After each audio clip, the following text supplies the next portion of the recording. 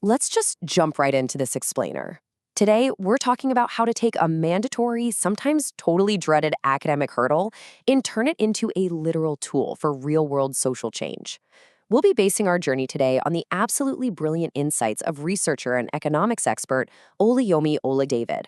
So, if you've ever found yourself staring blankly at your computer screen, wondering how on earth you're going to get through your final thesis, well, you are in the exact right place.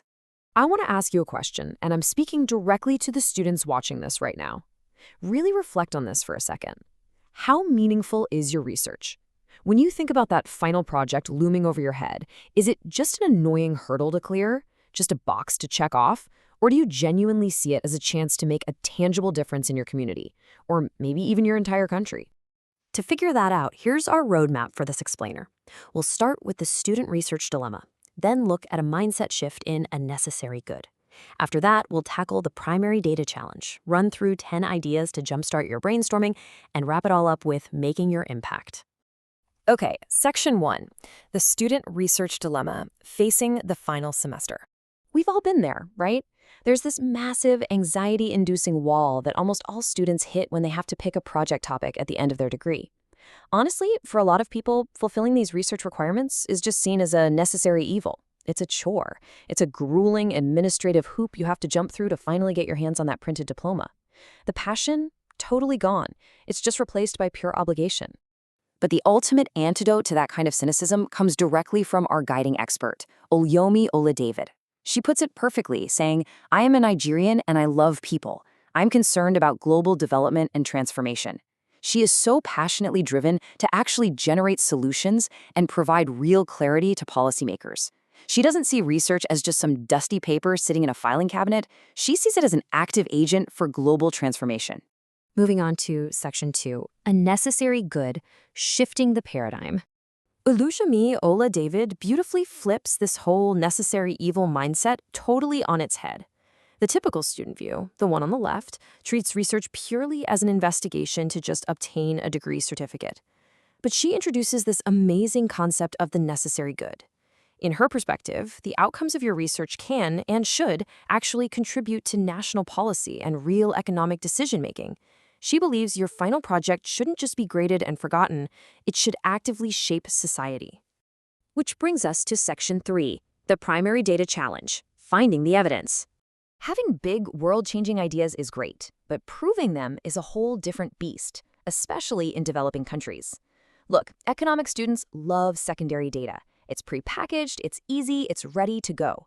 But she points out a massive flaw here. For day-to-day issues in developing nations, this secondary data is often just completely missing. It doesn't exist. If you want to study something super specific to your local community, nobody has collected that data for you yet.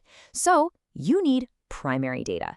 Yes, that means designing new instruments from scratch, but she argues it is absolutely crucial for investigating the local issues that actually impact people's daily lives.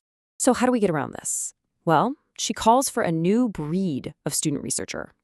Her steps are super straightforward. Step 1, conscientiously design new instruments. Step 2, utilize online and email surveys for seamless data collection. She emphasizes that, we live in a digital age. Gathering primary data doesn't mean you have to stand on a street corner with a clipboard for 6 months anymore. You can design incredible studies and gather data using the smartphone you already have in your pocket. All right, Section 4, 10 ideas to jumpstart rapid-fire research topics.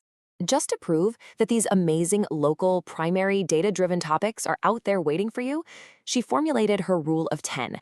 It's a rapid-fire list of socioeconomic ideas to jumpstart your brain. Notice how she targets everyday behavior here. Idea 1, a cost-benefit analysis of suretyship, like what actually happens economically when someone co-signs a loan.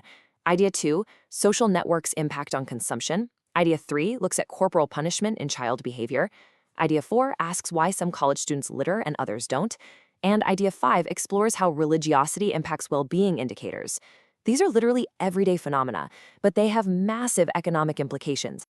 Actually, let's pause right here because she makes a really brilliant proposal involving the Multidimensional Poverty Index, or MPI. Now, the MPI isn't just about income. It's a metric that assesses varying levels of poverty across health, education, and living standards.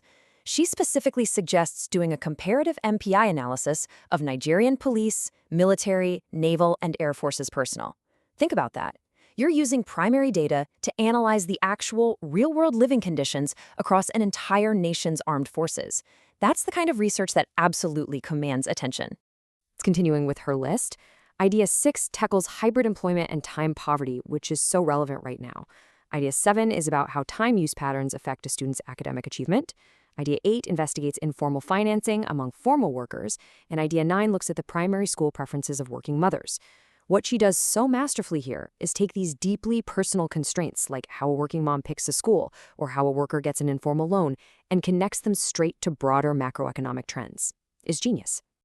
And finally, Section 5, making your impact, becoming the new breed. So having walked through the dilemma, the mindset shift, and some real practical ideas, we land at her ultimate call to action. And her core message is so empowering. Subject to time and budget, we can all study real-world phenomena we truly care about. Look, we all know you have constraints. You have a strict deadline, you have a limited budget. But if you embrace modern tools and just observe the world around you, you can absolutely execute empirical studies that generate genuine social impact. You do not have to just check a box. So I want to leave you with this final provocative thought, totally inspired by Oluyomi Ola David. What real-world phenomena will you investigate? Seriously, take her advice. Find an area of everyday life that fascinates you, bothers you, or inspires you. If you do that, you'll transform your research from a dreaded academic hurdle into an absolute triumph. Thanks so much for diving into this explainer with me. Keep asking those big questions, and I'll catch you next time.